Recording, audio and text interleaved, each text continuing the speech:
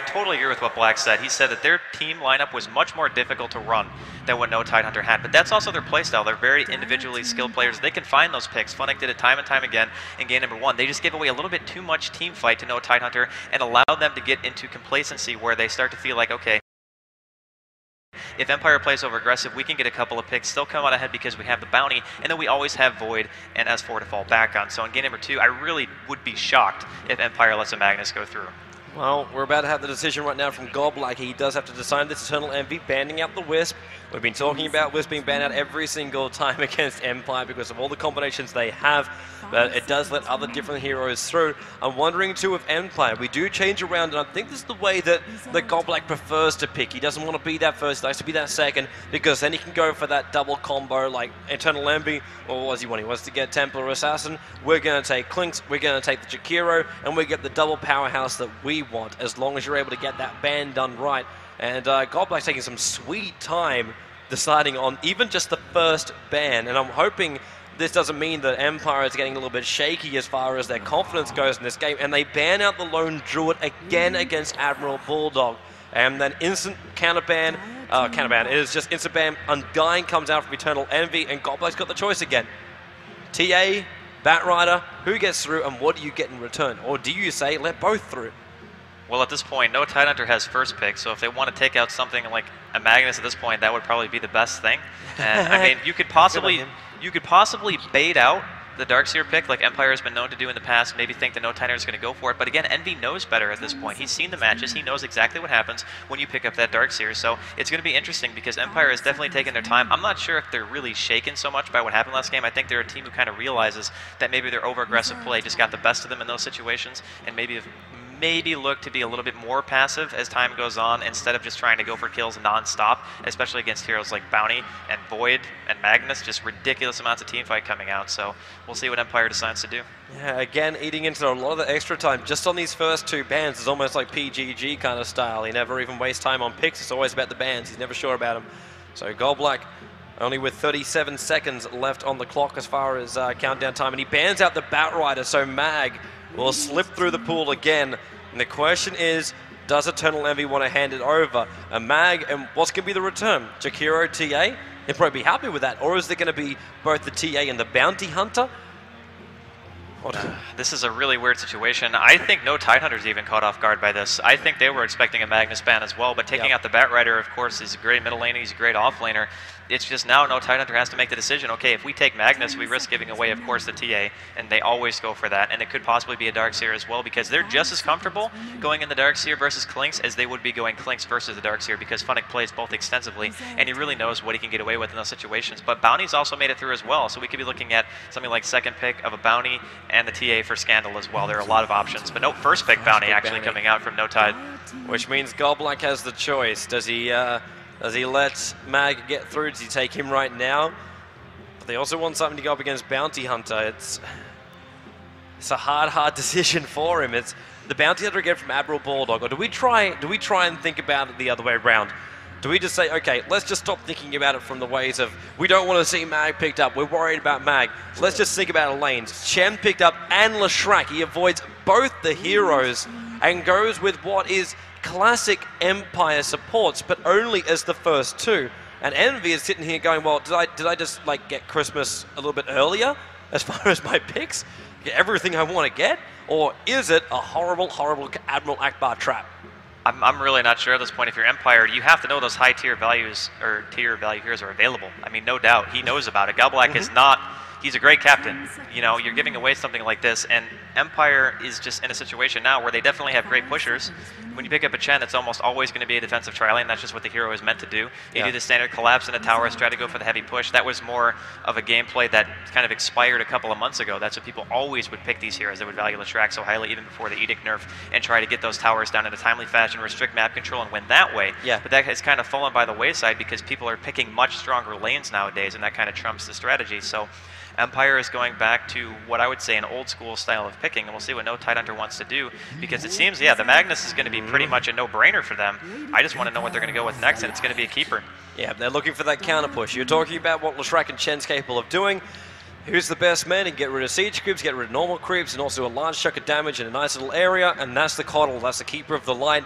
Mag as well as Bounty Hunter. Mag himself also has a similar ability. You let off that shockwave, it takes everything out in one straight line, and that by itself is enough to stop a large momentum push from Empire. So if they're looking to like couple it up with the Nature's Prophet, that's not going to work. If they're looking for it with the Broodmother, that's not going to work. And I think you're going to shed a tear if Broodmother is picked up right now. Yeah, a little bit. I don't really know if Tidehunter, or excuse me, not Tidehunter, Brood would have been the best choice here. And Tidehunter, definitely some solidification in a team fight. The nice thing about him is he can stand on the outside of a fight because Ravage is a much bigger radius than Magnus Reverse Polarity. You can actually use it how you would use any counter initiation tool and basically just stay on the edge, walk in a little bit, hit the Magnus, hit any follow-up heroes, and eventually once he gets a blink, if they're going to be using him as an initiator, it makes it very hard for the Magnus to actually get in. So it seems like Empire is actually prepared to play against the Magnus. They didn't do it in game number 1, but they did commit a lot to trying to pull him out. We saw Funnick on the Batrider go for him every single time, and this is just an alternate method to the same end. I'm wondering if Tide's actually going to be one of our core heroes right now. When you think about it, Mag pulls you in, large chunk of damage obviously being done. Tide, one of the thickest guys in the game. Not talking mentality, talking about his Kraken Shell. And the way he's able to stand during these engagements, you pull him in, everyone else comes in, Bounty Hunter's going to be on top of you all. Ravage to pop. If the BKBs aren't there, if Bounty Hunter hasn't got that very early on, Empire, in the way you look at it, should be able to win that fight. I say should be able to win a fight against Mag. I'm saying a very, very iffy kind of should. It's going to depend on the last couple of heroes they're going to pick up, the Tide or Leshrac. Or do we look the other way around? Do we look to see a solo mid Leshrac? Does Scannel take that little sucker up and then high points in Edict, high points in Split Earth, and they do look to just get this unstoppable push? Because even though Kotal can take out the creep waves, 4 points in Edict, as well as a Chen army, that's enough to get rid of those towers, even with a Kotal Blast stopping you. The lip you're going to hit is when you hit the tier 3s. The tier 3 towers, you will not be able to get in, because Kotal Blast slows you down, Shockwave slows you down, Track gives vision, so you're never going to find a great opening. Even if you do pick up like a hero like a Pudge or something like that, with a hook out initiation, it's not going to be enough, because you can't get yourself in the position for it. We're going to get Sven and CK being banned out as well, so we're looking at the strength, the stunners, the initiators, and now also Darkseid being removed, the offlaners for Empire. The icing on the cake here for Empire is that if you are going to be running a heavy push-oriented strategy, like you said, is you always have Tidehunter to fall back on. Say you overextend, say you put yourself in a bad situation. Tidehunter Ultimate is a very, very easy skill to utilize, and especially even if he gets caught by the ultimate coming out of the Magnus, Kraken Shell can randomly break the stun. You don't know. The follow-up damage is going to be there, and then the Tidehunter Ravage is going to go off anyway. So even if he gets caught, it's like almost a guaranteed counter-initiation measure. It's a really, really solid pick against Magnus. That hero was used especially against heroes like Naga Siren just to prevent the sleep from getting you in bad situations. It's pretty much the same ideology, but we're seeing the bans come out right now, and the Darkseer, like you said, it's pretty standard at this point. Empire doesn't have an offlaner just yet. I mean, they could offlane the Tide back to what Complexity used to do, but I seriously doubt that's going to be the case. They're probably just going to use him as a support, and they already have the Chen. I think we might be possibly seeing a Leshrac mid. I think you might be onto something there. Yeah, Leshrac in the middle lane, then Tide, because we kind of know Bounty Hunter's going to go on the offlane. It's where AdmiralBulldog always plays, so unless NoTide go aggressive tri-lane, that's the only other option. So Tide, of course, we know what he can do with Anchor Smash. Doesn't matter about Bounty Hunter. Bounty Hunter wants to initiate on him. He just Anchor Smashes him down. He can tank up the damage a little bit, pull when he needs to, try and find that level 6, but give some space towards that top lane farmer, whoever he may be. Empire still hasn't shown that one out just yet. Who is it going to beat? The CK's banned out, the Sven's being banned out. The Tinker is the classic kind of pickup that Empire had as far as what heroes have been giving sock for this tournament. And maybe that's another thing we have to look at. But then again, is Tinker the best hero in the world when you get a Bounty Hunter moving around? The possibility to stun before you're capable of TPing back out again. Mag, who can jump on you really, really fast as well. Sort of risky pickup, but it would work with their push strat if they want to go over the top of towers. I think Tinker is a little bit risky here if you're Empire, because you're playing against a keeper who already has amazing counter push in general, and Tinker isn't known for really killing towers. He's known for being able to push ridiculously well, and Keeper can just cover fire for it, basically. Yeah, he can just commit to it and sit in the lane, spam Illuminate, keep the wave back, and even if he has to leave, he can pull somebody else there before he goes. And you also have Magnus on your team already. And Bounty Hunter, like you said, he's very great at hunting Tinkers, especially if Bulldog gets the same kind of farm he did last game. He's going to have an Abyssal Blade, sooner or later a BKB, walk right through that march, just stun you out, and there's not going to be much you can do about it. You're pretty much just going to drop to it. So I'm not really sure what they're going to do for the last ban here if you're Empire at the situation, because you're going to assume that the Magnus is going to be mid. It's probably going to be the Bounty off lane, and the Keeper is the start of what either is going to be a lot of pulling coming out of the mid lane or a tri-lane, and it looks like Enigma is actually going to be the last ban out here from Empire. There's our Rubick pickup from EternalLenvy, so we'll be looking for that Ravish. Not the easiest thing to grab because we Anchor Smash straight after it. And for some reason, I'm looking through Sox's heroes in my brain, and Spectre keeps flashing up. Void's also right next to it, but with the Rubick up on the field, the possibility of getting that big chrono steal and then turning everything Empire has as far as control and power goes in any kind of fight, it's gone, completely gone then. Well, I think right now that no Tidehunter, picking the Rubick, especially when they already have a Tide on Empire, that gives you a get-out-of-jail-free card. That says S4 is allowed to go in whenever he wants because you can just spell steal the Ravage as soon as it comes off. As long as Rubick is standing in the very far back, he's always going to get it because the Anchor Smash doesn't actually go off until the end of the animation, which means you're going to be able to get the Ravage almost every single time as long as you're on top of your game. So that's just like a fail-safe to say if Magnus goes in, the reverse polarity is there, and Tide get caught in it or whatever, and he wants to try to counter-initiate, the Ravage will come, but you will have a Ravage yourself. And Empire takes Juggernaut actually against the lineup of no Tidehunter, and I mean, I gotta be honest, that's a little bit of a risky pick in my opinion. You have Bounty Hunter who can track through the spin, he does a significant amount of physical damage, reverse polarity goes through spin anyway. I mean, it seems like they want to try to dominate the mid game so hard that no Tidehunter is never going to have the time to get into their mid game. That's hard to do, because especially when you're going up against a Connolly, you're supposed to dominate the middle game so much that you can push in. I suppose you do, then you've got Healing Ward behind you as well if you want to try and push that way with the Chen army, with the Chen heal. And on the stability-wise, yeah, Team Empire should actually have a lot more control when it comes to the mid game if the early game also goes their way. But how are we looking as far as lanes now? Juggernaut, is it Chen, Tide, Juggernaut going up towards that top lane? Or Chen jungle, obviously, Tide top lane. Leshrac in the solo mid. Who's our off lane for Empire? Are we looking at Windrunner? Windrunner versus Bounty Hunter. We all remember what happens last time. And Nakes will be the final pickup. So Loda gets his big hero as the final one. So we know our three cores. Mag, Light Nakes, as well as Bounty Hunter.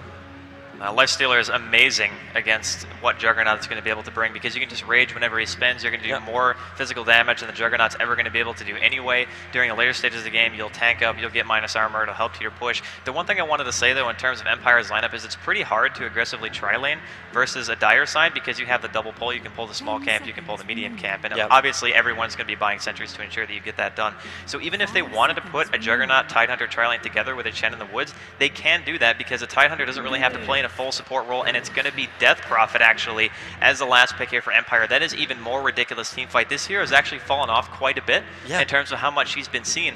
But if you think about it, her ultimate makes it really hard for you to walk in. Even if you're somebody like a Magnus, even if you're somebody like a Lifestealer, the physical damage from Exorcism is ridiculous. You get one good silence off, and those heroes kind of just fall over. Yeah, you just get the silence, you get the damage from that, and then you've also still got the damage you can throw out through the Crypt Swarm, and that gives you good control very early on. We're going to be looking at the Rune battle in the middle lane, more than likely. We see AdmiralBulldog, again, Bounty Hunter, Loda, surprisingly, not surprisingly, Loda and EternalLenvy on the Rubick, which should put our middle lane solo. May get a moment, but Funnick, he's the Tidehunter.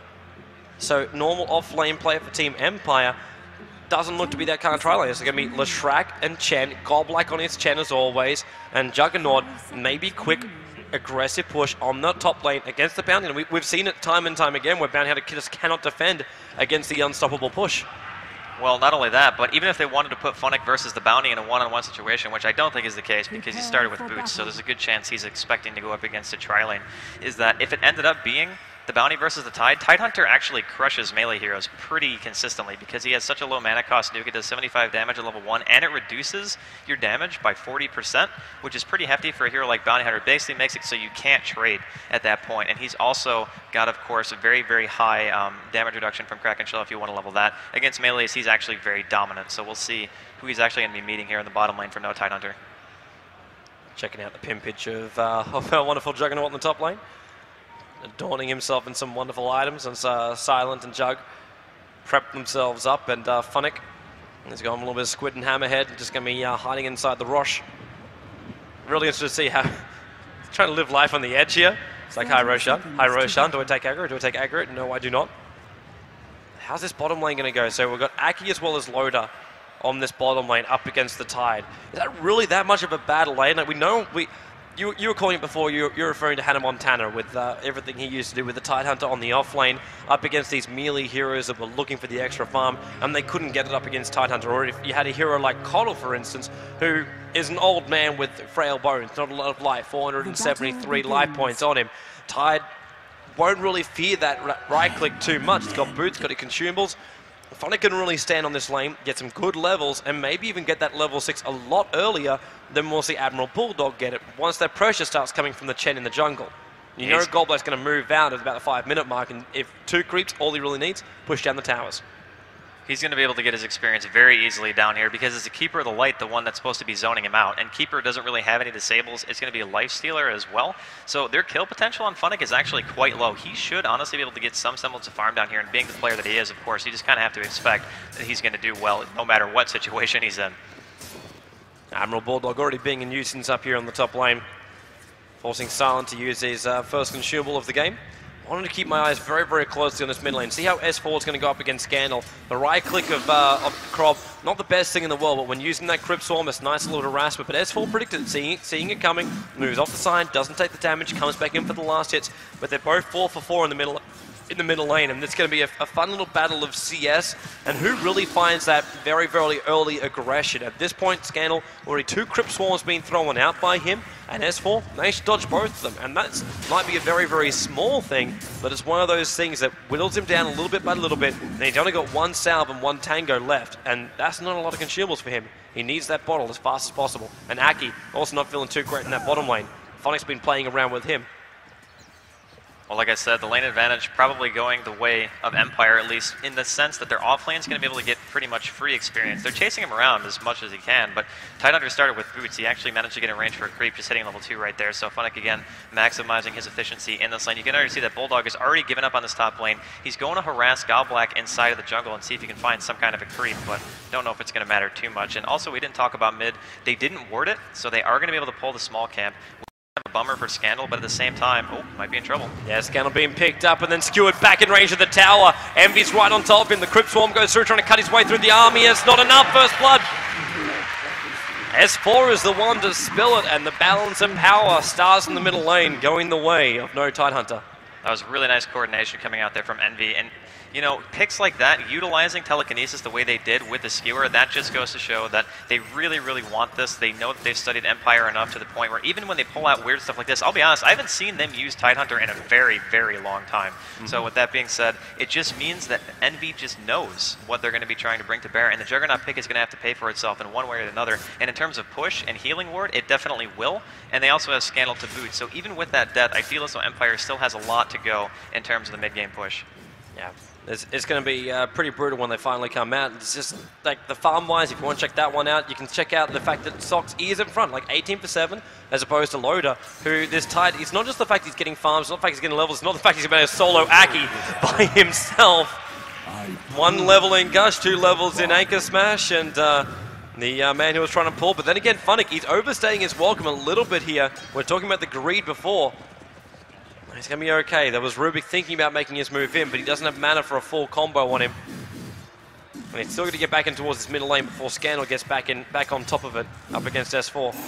That's a really unfortunate death. To be honest, there's really no excuse for that. They had a lane ward as well. They saw him walk right into the side, and he had boots at that point, and Keeper, unfortunately, does not. So you have to just assume he's going to be able to catch you. Just a little bit of a misplay there by Akke, and giving away a kill. When you're in this kind of a position, you only need 1 more game to make it to the final. Stuff like that can't happen. Oh, Loda trying to just drop down Funnick. Funnick just did the same thing to him before with the Gush and Anchor Smash, but they go completely out of mana. He had nothing left in the tank.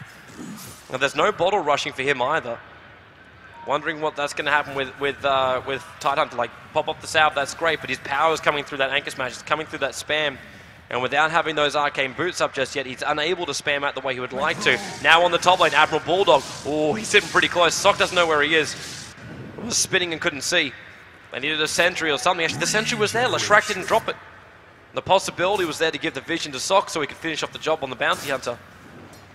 And maybe they thought the follow-up damage just wasn't going to be there. That's probably the only reason why I can imagine they wouldn't drop it. But you can already see the difference between the middle lane right now. No Tidehunter, obviously, at S4 right now. It's almost level 6, and Scandal is barely halfway to level 5. So the range pull and the medium camp and the big camp just stopping the experience from coming out. Funnick's actually here blocking it now as well, just to make sure that Envy is not going to continue to be annoying. That hurts a lot, especially against heroes like Death Prophet, who desperately rely on getting their ultimate at a quick pace. That's the only reason to put the hero in the first place. You want your Exorcism up, you want your max rank of Crypt Swarm, and at the very least a few ranks into your Silence and Passive as well. Man, I don't think Funnick was attempting a mid lane gank then, walking all the way around the back after trying to block that camp pull. which is about to happen from Akke. He's now making his way in there, but maybe not. The silence is there, but S4, he's got no mana anyway. He can't cast an ability even if he wants to. And Funnick being picked up, Coddle Blast, a little bit of damage, dropping him down, but 815 life points is a lot, and then Munch on the Tango. S4, he's got 2 1 charges. I don't know if that's going to be enough, really, and then Funnick turns for him, but there's enough for the Shockwave. Akke came in, Chakra to help, and then the Boggle arriving just at the right time. And Tide is brought down, a little bit overconfidence coming out from Funnick. Well, he was trying to do what he could to relieve middle lane because he realizes how important Scandal is going to be to their lineup. He needs to get some kind of farm. He needs to tank up. That's really the only thing you have to do in a Death Prophet is build tanky items, a little bit of mobility if you want. Jump in, S4. He starts up with a reverse polarity 2. Scandal on low life. He is away. Bottle charge, the last little thing he's got up his sleeve, 178 life points. But S4 again being aggressive, but he can do so because the Chakra just gets him everything back so he can go for round 2 straight away. And Funnick returns towards the bottom lane, but a little bit behind the point now. Loda going over the hand of Midas, and Funnick moving away, seeing the infestation coming from Loda, which reverses all the damage which was just dealt by Funnick. But he's also, with his creep wave, going to get very, very close to that level 6, and Ravage is not far off. And things are getting a little more worrisome for NoTide. Top lane, actually, Leshrac gets a kill on AdmiralBulldog, so walking in a tower range, you can be able to TP out and be fine. But giving away kills like that as an offlaner is something you really can't afford to do. We talk about it all the time. As an offlaner, really your only job is to make sure that you get experience where you can, but don't give anything away to the lane that's already going to be free farming. Yeah, like Funnick died before, I suppose that's going to be one little small trade-off you can look at it. Both off lanes going down once. Funnick, he really wants to go on this bottom lane, but he needs support. And support's, in fact, on its way. Slowly moving its way down. Silence the one coming in. And Funnick wants to keep his full mana available right now. And they want to go on Akke of all the people. Loda, that'll be fine. There's the Anchor Smash to start off with. Is he going to go with the Gush? The support's still not close enough. He's going to pop the Ravage. There's might be enough. Yeah, there's the Gush with the stick charges. But Akke, Funnick can't get close enough to finish off the job with the open wounds. In comes Leshrac, and Loda's Rage about to wear off. So maybe Silent can make the most of this. There's a good Coddle Blast, and that means Funnick doesn't want to get anywhere near this. Now, Funnick, surprisingly enough, he went too early there. Like, there was no way that, you know, the Leshrac was going to be there in time. He didn't have any follow-up stun. If he had just waited probably another 4 or 5 seconds, that would have been a guaranteed kill on the support. And I didn't really think that Akke was going to be playing passive regardless. Looks like AdmiralBulldog is actually rotating towards mid. Yeah, he's looking for Scandal, but Scandal feeling the absence on the top lane, already moving back in range of the tier 2 tower. Not going to be anywhere near there. And you are right, he went early, but it was him being revealed and probably thinking, you know what? The plot is gone. It's been completely revealed. Someone released the trailer. We're in a lot of trouble anyway. I just got to deal with this right now. So maybe I can engage. Maybe Leshrac can get there in time. But didn't at the end of the day. And Juggernaut, kind of forget about him up on the top lane. It kind of feels like what happens normally with Funnick is happening with Sox. He's sitting at 56 for 22 as far as his CS goes. While Loda, being involved in a couple of these kills and being forced to move back and running that hand of Midas, he's not really seeing any kind of good mid-game power just yet. And Scandal, a little bit of trouble, maybe not. S4 tried to skewer himself up, he got himself in position, reverse polarity, had to use it to kill off Scandal, and will claim it in the middle lane. And NoTide, another kill for the Swedes. You know what's really ironic about this game and all Loda. bottom? Yeah, ironic just left to wait for a moment. There's Edict damage, and he infests. He infests into one of the Dire Creeps. It's one of the healthy ones too, so this Edict is completely wasted. Now he'll jump back out again, low on mana, low on life, and now Funnick will come in. Anchor Smash trying to protect Silent, who missed the stun. Thought Loda wouldn't turn around to fight him, but he did so. And then Funnick regenning himself back up again. Interesting to see him too with going in with Tranquil Boots instead of going for those arcanes, so he can't spam out his abilities like he normally could. Well, he could go for disassembling it later and making it into something else if he really wants to. He might just disassemble and make arcanes anyway. It's just for more lane longevity. We can see Top abusing the healing ward here out of the Juggernaut. Empire really wants to push this tower, but it's really strange because even though Tidehunter is ahead in kills, Empire is ahead in both experience and gold at this point by quite a large margin considering it's only 9 minutes in. Well, that's the power of Chen. It's about to come a little bit further. There goes the tier 1 tower in the top lane. Juggernaut with the last swipe. So he's getting a lot of cash. It's going to get a lot more out of control with him too. Like we're seeing a lot of farm coming away for S4. That almost looks like a quad pull that he's currently taking care of here. But the damage which is coming out to Envy, almost dying to one of these neutrals at the same time. Radiant's middle tower is under attack. But it's still one of these things that Chen, able to push him. He's farming at the jungles a lot more efficiently than anybody on NoTide could do. Like, he can stack, but that's not that continuous farm and pushing it into something else. He hits level 8, so 4 points up in the Persuasion, already 1 point in the Hand of God. So ganking anybody on the map up against Empire, very, very difficult to do. Scandal dying in the middle lane by just that little bit of points, never going to happen again. Well, the problem lies for Empire is that S4 is going to have his blink soon. He's only 400 away, so even though they're going to be playing a little bit more defensively, they put themselves in this position where they've given away Magnus again. And the farm on S4 is just as good as it was in Game Number 1, maybe even better to that extent, because they're on the Radiant side this time and they're doing that stacking at the big pull. They're abusing Shockwave and just cutting it down as fast as they can. Blink Arcanes at around 11 minutes. S4, worst time to TP. He comes towards the bottom lane to try and gank up on Funnick, but Funnick is a mere distraction. We've got everyone from Empire up on the top lane. Funnick, he's skewered up, and he should go down here. And they do get that kill, but it's going to be the expense of their tier 2 tower on the top lane. And maybe even their tier 1 tower in middle lane. Scandal's got ulti, and he knows that now that Mag is out of position. He TP'd out to safety, and the push is going to come on multiple angles. And this is pretty much all Empire can do. The split push is really what you want to try to do against the Magnus. You don't want to commit to heavy team fights, especially with Scandal being only level 8. He is really struggling in this game. And if they get level 2 Exorcism, level 3, that's when you can start to take team fights if you're Empire. But until that point, I think they're going to try to play passive, abuse Tide, being a very good defensive hero, and try to buy themselves some time. Scandal, happy to take all this damage, even though he's tracked up. S4's trying to jump in. Whoa! Misses! Skewers on the wrong region. Now Scandal thinks he can go for this one. He's going to get all his health back from his ultimate, which is going to wear off in a moment, but he's still got that blast. Going to go through 2 of them, and in comes Funnick. He prepped for the Ravage. The wings were flying out. There goes the wave, and the Ravage should kill up Bulldog, and yes, it is! Invis, but they do not give 2 hoots. Anchor Smash is there. Collar Blast finding out Silence, as well as Funnick. But tier 1 tower gone in the mid lane. Tier 2 tower gone on the top. Mag is running back to base on 99 HP. Sox is retreating out through the top. And all they got for it was, what, a kill on Funnick on the bottom lane? Yeah, they got a kill on Funnick, and that's pretty much it at this point. But we also have to take into consideration 12 minutes in, and Loda has a Midas, has regular boots, and the armlet is finished. So he can actually come to team fights whenever he wants now. That's pretty much the only item that he really needs. And since he maxed out Rage before he even maxed out Feast, he's always had the attack speed that he needs to do the most amount of damage possible. So we're looking at potential getting inside of Magnus. You go in with the Skewer, you reverse polarity, then you have the Infest damage coming out as well. It's actually a pretty potent combination when you also consider the fact that you're going to have Illuminate coming out as well. We've got a lot of support coming in now. Reverse polarity on cooldown, however, for 15 seconds, but they know Ravage is too. Wonderful silence from Scandal. 4 heroes caught out in Loda. He's being locked down by Goblak. Now finally pops up the Rage. Scandal with his ultimate trying to do whatever damage he can before he's going to die. AdmiralBulldog almost dying to that solo Crobulus. Now they move on to Loda. Funnick, Anchor Smash cannot do it. Reverse polarity just comes off cooldown. There's that spin, holding in position. Goblak tracked up, low life, and Infestation. Loda with a double kill, popping out of the guts of the Chen. And now Funnick, one more right click and he will go down. Anchor Smash will try and fight it out, but just not possible. Envy with the Fate Bolt finishes the job. And Juggernaut, the only survivor for now. AdmiralBulldog given TPing out on Beast Stick of Life. And Loda down to 12 HP, but armlet manipulation there.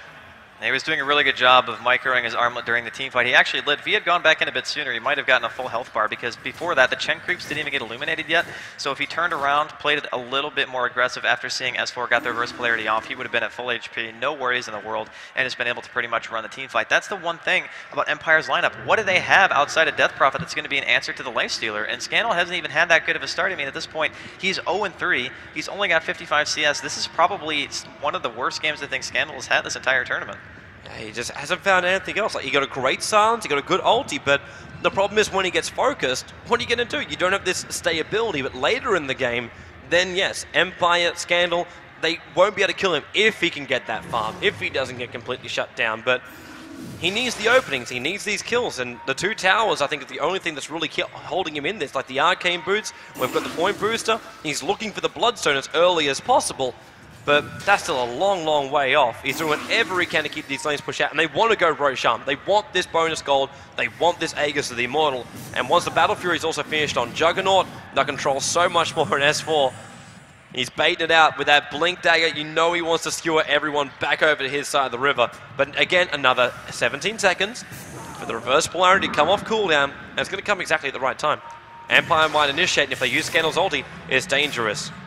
This is so incredibly risky by Empire. I honestly can't believe they're doing this. The Bounty Hunter actually isn't there, but he has a TP, so if they want to fight, they're going to want Bulldog to come to this, and they're just going to illuminate spam and River. It almost reaches all the way over.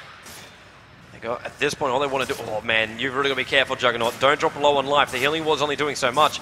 The tornado, maybe... Is that trying to control the river? Yes, Lodaberg coming down the line of the river. Funnick on such low life. He's got to move himself back now. Now the Crop ulti even going to pop off. No Tidehunter. This is the time to go in. Silent having one of his abilities stolen off, but it's S4. Is he going to jump in? Can't blink. He's held there. Silenced up. There's going to be no ulti from him. There's going to be nothing. In fact, already dead. They bring down the Mag and Scandal's ultimate, doing the damage. Lodaberg is just forced to stand here. He's trying to bring down one. Able to do so, but then again, they're all trying to fall back out again. Funnick picked up, dropped back down again. 3 men on the stun. Telekinesis doing his job. The wave flies out. EternalLenvy now on a double kill. And AdmiralBulldog, guaranteed kill on Goblak now. Or maybe Goblak around the corner has to pop the track again. And it will be Juggernaut sitting in the sidelines. He can't really help out Goblak and doesn't want to get any close near AdmiralBulldog.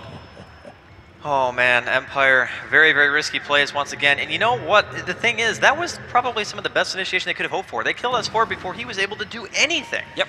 The Infest didn't really do any damage either. Everybody was pretty much out of range. They got the Ravage off before any magic immunity ability was used.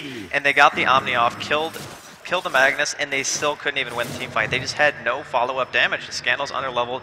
I mean, at this point, Leshrac, he's level 8, so he's got his max rank as Split Earth and Edict, but it's just not that good in 5-on-5 engagements. Like, Edict is more meant as a pushing utility than anything else, and with no Tidehunter just having good position on the opposite side of the river, even though Empire was spread out for the inevitable initiation from the Magnus, it just didn't really seem to matter that much. And maybe now Empire will finally give up on Roshan, because Juggernaut finally finishes up his Battle Fury, so Farm Central comes the way of the Juggernaut. As long as Empire doesn't take his entire creep camps, which at this point, Scandal's up there farming. Goblak's trying to get his creep army back up again with a Satyr as well as a Tornado Boy. The Welcome, Funnick, watching on the Roshan pit, and Loda's trying to solo up Roshan, using the Empower, but I think he realized he's just not powerful enough. Yeah, I think he's aware of that now. Even with Empower, you're not quite strong enough without any real form of Lifestealer, because of course Feast doesn't work on Roshan, but his farm is still quite good. He's sitting at 93 CS at 16, almost 17 minutes. He's got the Armlet, he's got the Treads, he's got the Midas, 1100 gold. In the late game, I don't know if they're going to have an answer for him at all. I mean, a Juggernaut is not a hero who's typically known as a super hard carry. He's more of a mid-game dominator. You go for items like Battle Fury, you get maybe your Manta up or whatever item build you want to go for, and use your Healing Word to push things down. And Empire is going for Roshan again. This time they've dropped double sentries as well. Yeah, they do not want to be surprised at all. Loda's already making his way in. Scandal to pop up the Omen as well as a regeneration rune, trying to get a little bit of mana back up again. Hasn't been severed right now. Loda, in fact, is hunting the Wilkin of all things. Trying to stop the Tornado, and he's going to jump inside, then jump straight back out again, while Scandal is still doing this damage towards Roshan. There's a jump in. Funnick's up on the high ground. Ravage, 1 second away, and now it's going to pop onto 3, onto 4. Missing the 5th one on the side. Another Crypt Swarm out, and the Scandal Ultimate still doing his damage on the side. Funnick, he is now being hunted by the rest of NoTide Hunter, and they will, in fact, hunt the Tide, bringing him down. Leshrac is retreating. Crobulous ulti brings his life back, but this is now going to be Roshan. An easy finish off for NoTide Hunter and Empire. Things are spiraling completely out of control for them. In the game 2, are we going to see another 2-0 of the CIS teams being knocked out? I'm honestly just in shock that Empire wanted to go for Roshan twice in a row. The first time, they basically dodged a bullet because he wasn't low enough for NoTide Hunter to just steal. But that time they got him even lower. They used Scandal's ultimate prematurely just to do Roshan, and they weren't even expecting a teamfight right there. They just got engaged on. It was another reverse polarity, very nicely done there by S4. He managed to skewer him into an Illuminate as well before he even got the reverse polarity off. That type of initiation is almost impossible to recover from. It's kind of crazy what is going through Empire's minds. I know what's going through NoTide's minds. It's like, sweet guys, well, we've got all this farm, we've got all this advantage. Envy's having a great old game, sitting at 5-0, having a little bit of dance in the base before they'll head back out again. And we got Blink, we got Drums. What more do we need on S4 for now, apart from a Refresher Orb? And then over towards Coddle, even he's building up towards his mech, being 150 gold short of that one.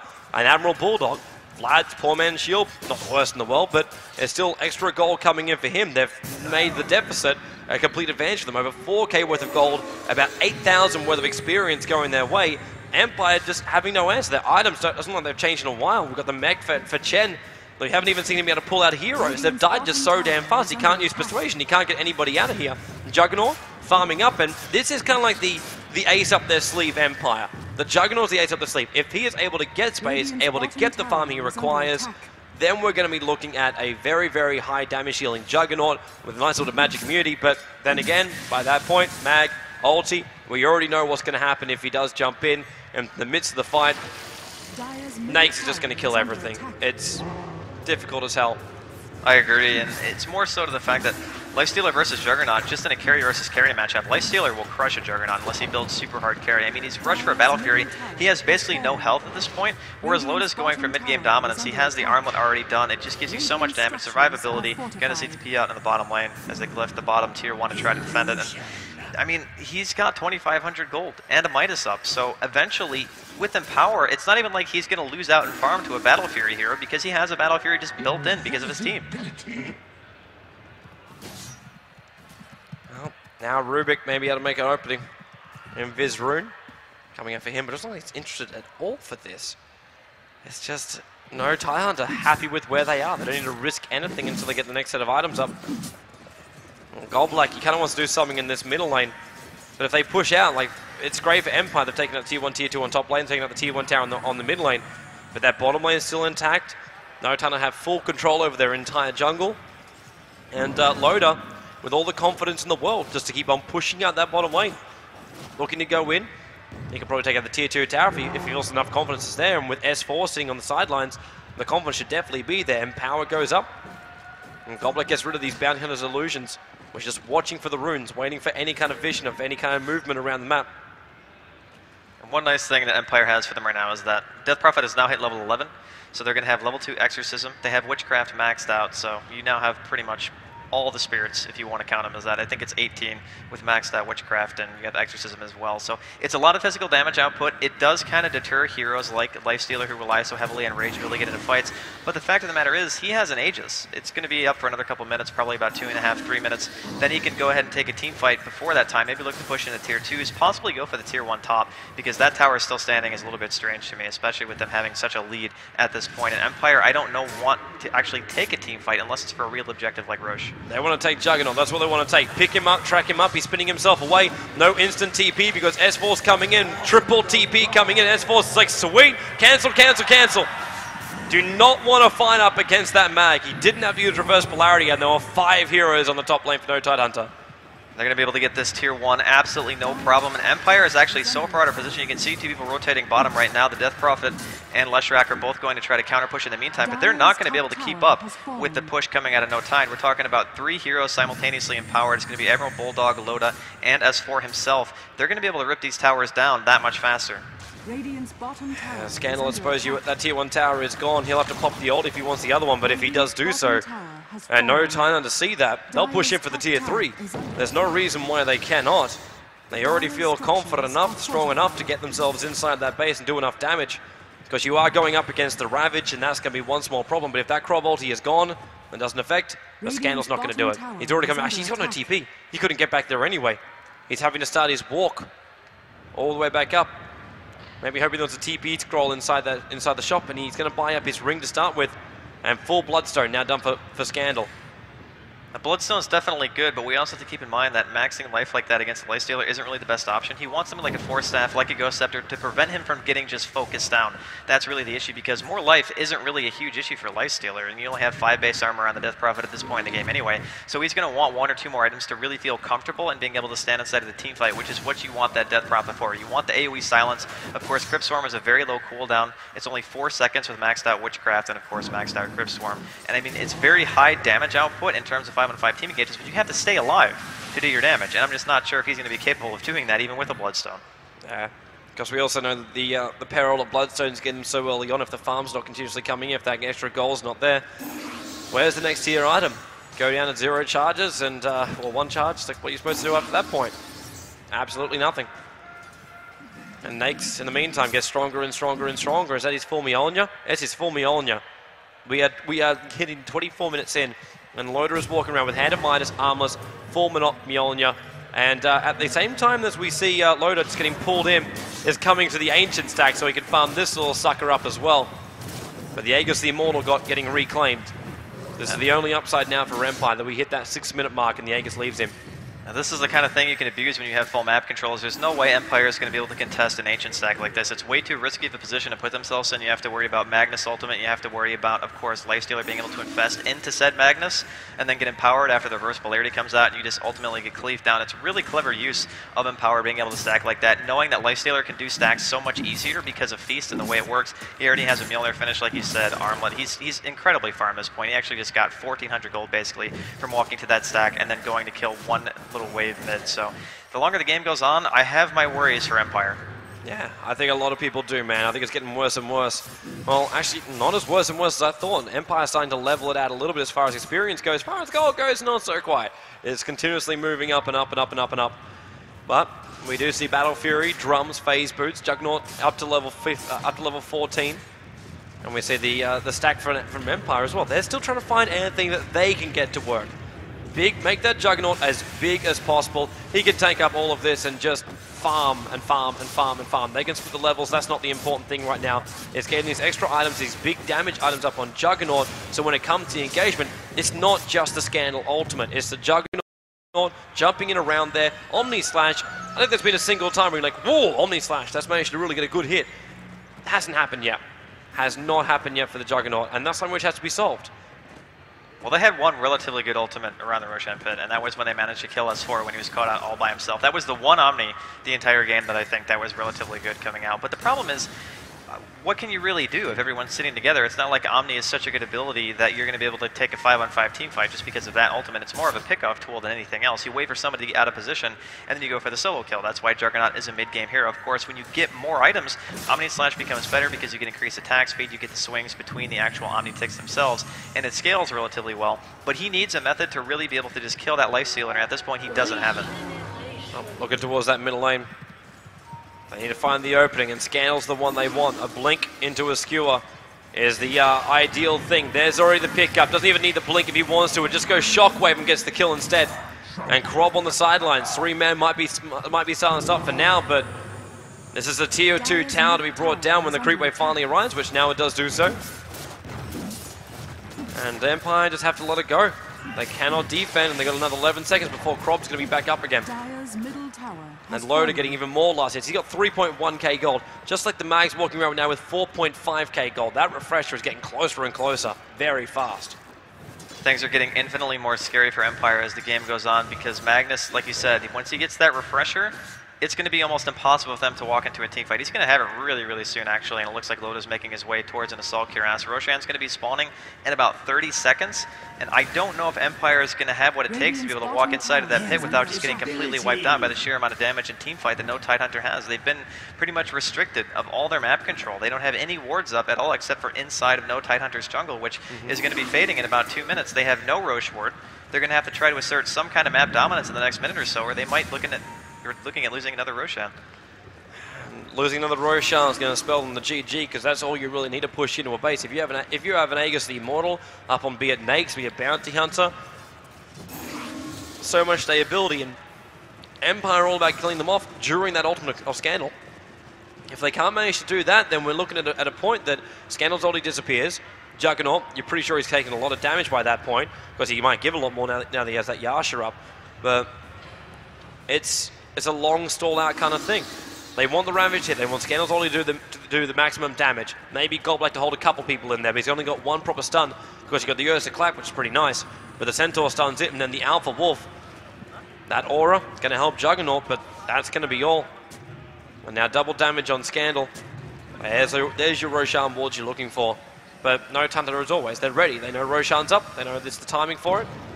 I know they've got to make sure they're here to do something about it, but maybe this time Empire don't just try and go for it and then NoTide go, hey, we can counter-initiate. We've got track, we can get the vision, we can just run ourselves in. Coddle Blast, small harassment, Shockwave, small harassment. Little by little, they get worn down. Or it's going to be continuously farming, Juggernaut now with 3k gold sitting on top of him, and that's his full Manda style if he wants to buy it or to save for the buyback. And Scandal and Goblak farming up the Ancients. They're not feeling too pressured. Now the pressure comes from the bottom lane, but it's coming at the tier 2 tower and not at Roshan. They might even catch out Loda. In fact, Loda going to be picked up, going to be brought back in the rest of the team. The attacks on Envy, and now Scandal. Silence has gone out, but there's a big hit. Reverse polarity, Scandal as well as Funnick being caught in. Push back out again with the blinding line, but pull back again. There's that reverse polarity. Then the Ravish to follow up, but the damage is already being dealt. In fact, it's going the other way. That Juggernaut really for finally now doing a large chunk of damage, but he mana leaked out, and now Loda wants to turn and fight on him. The track is there, the open wounds, and what a big hit on the end of it. Double kill going the way of Bulldog. Double kill for the AdmiralBulldog, and they want Scandal, they want Goblak. They've got to make their choice and buy back out from the Leshrac. Bulldog diving in for Goblak. They've got to get himself back out again.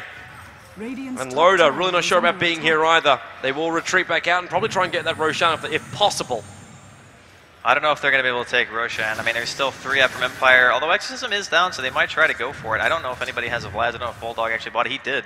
So he's actually got a Shadow Blade as well, which means he's going to be abusing that the Shadow Blade, Shadow Walk, which gives you pretty large Janatas last time I checked, just to, you know, just like what, 800-900 damage or something like that. Yeah, it basically amplifies it all because you're able to get both the Shadow Work and the Shadow Blade off at the same time, so double it up. Bonus damage 120 from the Shadow Walk. The first time I saw it was Bulba doing it, because we all know Bulba invented every single strat from America. Oh yeah, without a doubt. Yeah. Bulba actually invented Dota too. Before Ice Frog or anybody like that. Bulba is Ice Frog, man. Oh yeah, that's right, that's right. That's who you got to meet at the International. You met Ice Frog. Tide. Fighting so far down here. He's got no initiation. He's gone pure defense for his team to try and live with that pipe. Only thing he can do, and Silent, that's one ballsy pickup of a TP scroll.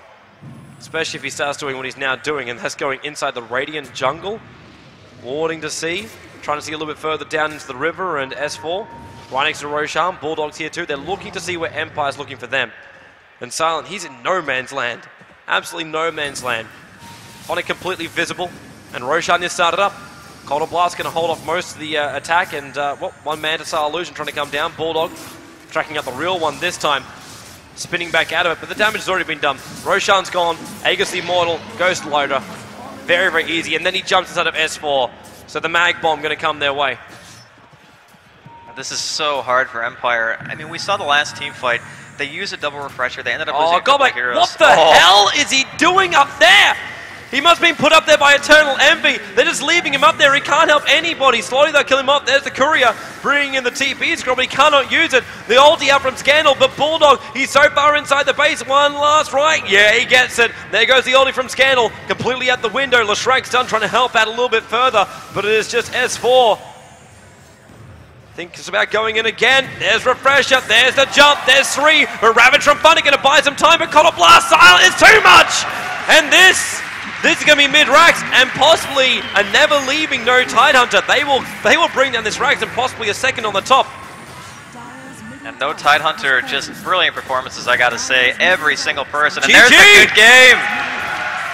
Empire and Navi both get O2'd back to back. I can't even believe it. I'm speechless. NoTide just played such a good game. The coordination, S4 has got to be my MVP for both games. If you watched him in team fights, he always got the proper counter initiation, especially that last one, just for style. He skewered in, got the 2-man reverse polarity. I actually think he hit the Tide as well with the Kraken Shell, was enough to get him out so we could do the counter rabbit. It just didn't matter. I mean, the Juggernaut died in reverse polarity because they had the Nexus item, and you get the Infest off, and like 4 or 5 right clicks out of Loda, and that was all she wrote. Yeah. So that's going to bring us to the end of our first semi-final. Gods and Black, I know you guys were watching from the sidelines. 2-0 for no Tidehunter before we came into this game. Were you even expecting that kind of performance to happen again in Game 2? Well, no Tidehunter, they just figured out how to break down this Empire team, and it's really the shock of the tournament. So many people come in expecting that Empire versus Na'Vi rematch in the finals, and well, to the surprise of many, even Empire playing with a stand-in just looked so solid throughout the group stage and throughout that first quarterfinal of theirs, but they got just manhandled there. The Magnus from S4, as he said, probably almost definite MVP of the series. Yeah, I got to agree. And I do have one question, though, for Black, actually. How did you guys lose with that hero? Dude, I have no idea. But no, seriously. It's going to haunt you, man. You were the only team to have lost with Mag so far in this competition. Yeah, I think there was some stats I remember being posted as from the Fantasy League guys, and I think after the quarterfinals, at the end of yesterday, I think the hero was 8 or 9 wins and 1 loss. A couple more wins here, and this hero is is sort of being the breakout hero of this tournament. We've seen a couple of the heroes trending at times, but not really bringing the same sort of results. But Magnus is the one hero who doesn't seem to lose. Yeah, There's just no way to stop him in the early game. You get the quick bottle, you start shockwave spamming, you have to commit to killing a Magnus of all heroes. I mean, he only really needs the Blink Arcanes. Refresher is icing on the cake. You get one good reverse polarity in a team fight. Even the second one that came out from S4 before Empire called GG was completely unnecessary. They pretty much already won the game at that point. But as far as the draft goes, I was a little bit confused by what Empire did because they picked a hero that not only I don't think I've ever seen Scandal play before, but they picked it in a situation where I feel like it was almost destined to fail just by what it was playing against.